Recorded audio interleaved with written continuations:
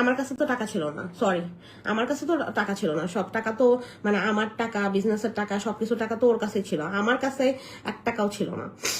ও মাঝে মাঝে আমার যদি বাইরে যেতে ইচ্ছা করতো, যে হলো কোথাও খাবো বা কিছু করব, ওই নিয়ে যাইতো, ওই খাওয়াইতো, ও খাওয়াইতো। মানে আমার যে বিজনেস, এখানে যে প্রফিট হয়, এখানে যে যাবতীয় সবকিছু হয়, কোনো কিছু তো আমি আর নাই, সবকিছু তো আমি চোখ বন্ধ করে ওর কাছে দিয়ে দিছি। তো আমার কাছে তো কোনো টাকা নাই, তো সবকিছু করতে হইলে তো ওরই ওখান থেকে মানে করতে হইতো না, যে ওই বিল দিত, ওই সবকিছু করতো। কিন্তু ওই যে বড় বড় যে অ্যামাউন্ট আসতো, এত এত যে প্রফিট করলাম, এত এত যে সবকিছু করলাম, সব তো আমার তো হিসাব মিলে না। আমার তো কোনো কিছু হিসাব মেলে না, যে আমি যে 4 লাখ 5 লাখ টাকা করে যে চেকগুলো সাইন করতাম, করার পরে যে ও টাকাটা নিয়ে আসতো বাসায়, আনার পরে যে ও আমাকে বলতো যে এই যে 5 লাখ টাকা আনছি, তোমার 5,000 টাকা, আম্মুর 5,000 টাকা, ঠিক আছে, আর বাকি টাকা ব্যাংকে রাখবো। তারপর বাকি টাকা যখন ব্যাংকে রাখতো, ব্যাংকে একদিন শুধু বা 2 দিন দেখা যেত, এরপরে ওই ব্যাংকে আর টাকা থাকতো না। বললাম কই গেছে টাকা, এই প্রোডাক্ট কিনছি, ওই করছি, এরকম করছে, এরকম মাসের পর মাস এরকম এরকম এরকম এরকম করছে। আমি তো পুরো সাইকো হয়ে গেছিলাম, আমি তো পাগল হয়ে গেছি, আমি তো কিছুই মিলাইতে পারতেছি না। এর মধ্যে সে আমাকে বললো তুমি প্রমোশনাল লাইভ করবা না। সে অন্তরাঙ্গনের আপুকে না করে দিল, সে এই আপুকে না করে দিল, ওই আপুকে না করে দিল। তা আমি করবোটা কি? ও আমাকে সিঁদুরে লাইভ করতে নিয়ে যাবে না, ও আমাকে রান্নাঘরে না রান্না করতে না করে, ও আমার সাথে বাচ্চা নিবে না, তাইলে ও বাসায় এসে ও ঘুমায় পড়ে, ও আমার সাথে ইন্টিমেট হয় না। আমি করবোটা কি? রাত্রে সিরিয়াল মুভি দেখা ছাড়া করবোটা কি আমি? এগুলা কি আমি আকাশ থেকে বানায় বানায় কথা বলতেছি? শিলা কি এগুলা জানে না? ওরে কি আমি 100 বার কমপ্লেন করি নাই যে ওর দেবর এগুলা করে আমার সাথে?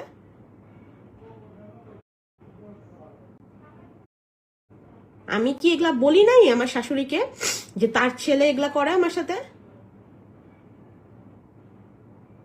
ঘুমাই যায়,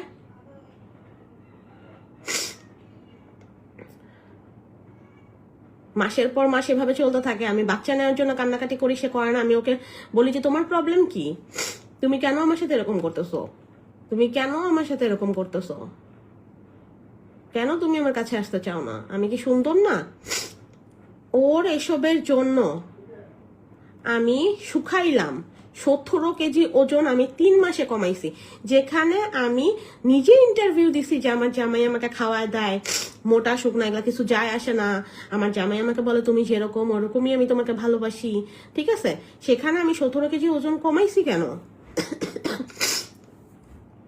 ওর এসব কার্যকলাপের জন্য আমি কমাইছি, যে আমাকে হয়তো ভালো লাগতেছে না, এর জন্য এরকম করতেছে।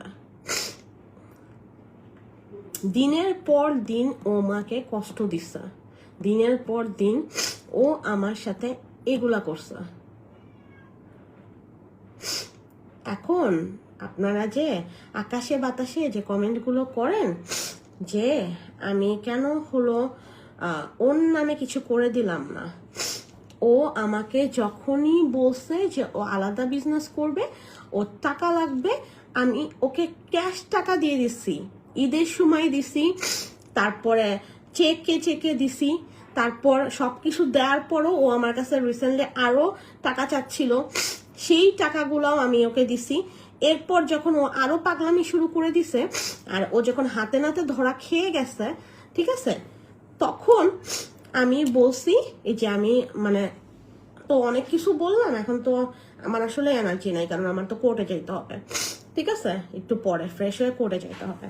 তো আমি এখন মানে বাকি পার্টটা আমি ডিটেলস আরেকদিন বলবো। আমি এখন জাস্ট একটু শর্টকাটে একটা জিনিস বলে নিচ্ছি। সেটা হলো আপনারা বললেন যে আমি হলো, অনেকে বলছে যে উনি তো অনেক নাটক করে, উনি আগুনের দিনও নাটক করেছিল, উনি কেন বললো যে উনিও ওনার, এই জন্য হলো ওনার জামাই কষ্ট পেয়েছে, কষ্ট পেয়ে এরকম করলো। আমার জামাই মানে আপনাদের শ্রদ্ধেয় ভাইয়া যখন প্রথম ধরা খায়, এই ধরা খাওয়ার কাহিনী স্টেপ বাই স্টেপ আমি বলবো, হ্যাঁ, আরেকদিন বলবো। সো প্রথম যখন ধরা খায় জেরিনের সাথে, প্লাস আরো আরো কিছু মেয়েদের সাথে, সো ও তখন আপনাদের যাদের মনে আছে, মারুফের হাতে কিন্তু পুরা ফেব্রুয়ারি মাসে ব্যান্ডেজ ছিল, ঠিক আছে? আমি ওনার, বা আমি নিজেকে খুব অ্যারোগেন্ট, সবকিছু আমি দেখাশোনা করতেছি, এগুলো কিন্তু আমি হলো আমার অ্যানিভার্সারির পরে থেকে বেশি দেখানো শুরু করছি। আর যেদিন আগুন লাগছে সেদিন আমি বলছি, আমি কিন্তু আমার অ্যানিভার্সারির দিনও হিন্টস দিছিলাম যে আমাদের দাইন্ট লিখে আমি একটা দিছিলাম যে 5 বছরের সমাপ্তি, এরকম কিন্তু আমি হিন্টস দিছিলাম। কারণ সে ধরা খাওয়ার পরে সে আমাকে ছাড়া বাঁচবে না, আমাকেই তার লাগবে, আমার সাথেই সে থাকবে। জেরিন অনেক খারাপ মেয়ে, এই সেই জাবি জেরিনের সাথে এমন কিছুই নাই। তারপর আরো যাদের জিনিসগুলো দেখছে ওগুলো সব আলতু ফালতু, ওগুলো নীরব রিলেটেড, নীরব করে এসব অনেক ভালো, অনেক কিছু বলে আমাকে ইমপ্রেস করছে। ইমপ্রেস করার পরে আমি আবার ভাবছি যে থাক, আমি হয়তো মানে বেশি ভাবতেছি, এত মানুষকে জোর জবরদস্তি করার দরকার নেই, আর এত ভালোবাসে এর জন্য। তো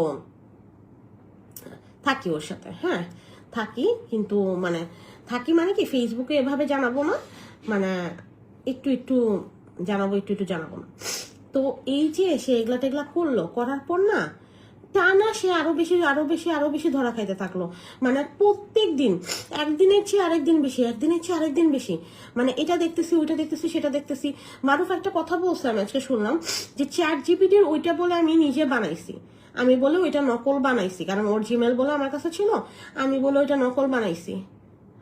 আমার চেহারার মধ্যে ঠিক আছে, আমার চেহারা দেখলে মনে হয় যে আমি বক টুট, কিন্তু আমি তো ওইটা না। ও যখন ধরা খাইছে আমি ওকে মেসেজ পাঠায় আমি ওকে বলছি যে আম্মুকে বলো আমি চলে যাচ্ছি, আমার পক্ষে আর সহ্য করা পসিবল না।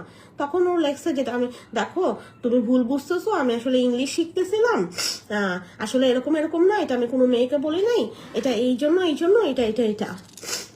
আমি কি একটা জিনিস ফেসবুকে পোস্ট দিয়ে দিব এমনি? আমি জানি না যে ও কত চালাক, ও ঘটনা ঘুরে কি বানাইতে পারে। আমার কাছে যদি প্রমাণ না থাকে আমি কি উল্টাপাল্টা পোস্ট দিয়ে দিব? আমার এত বড় পাবলিক একটা পেজে আমার এত বছরের ইমেজ বানায় জিনিসগুলো দিয়ে দিব? যা ইচ্ছা তাই বলে দিলেই হয়? এই যে জেরিনের সাথে বলে ওর প্রেমের বলে আমি কোনো প্রমাণ কেন দেখাইলাম না?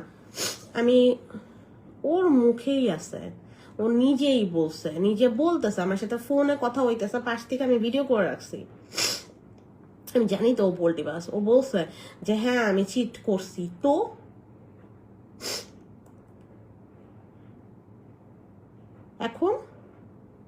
এখন তুমি থাকলে থাকো তোমার বাপের বাসায়। তারপরে মার্চের 8 তারিখ ভোর রাত্রিতে 3:30 থেকে 4টার দিকে আমি জানতে পারি যে ওরা প্ল্যান করতেছে যে কোনো ভাবে আমাকে সরানোর। এটা নিয়ে মার্চের 8 তারিখ রাত্রে আমাদের মধ্যে অনেক বড় ঝগড়া হয়, ও হাতে নাতে ধরা খায় আমি অনেক কিছু জানতে পারি। আমার ওর প্রতি এই যে এতদিনের এত ঘৃণা চলে আসছিল, যে আমি যেগুলো এত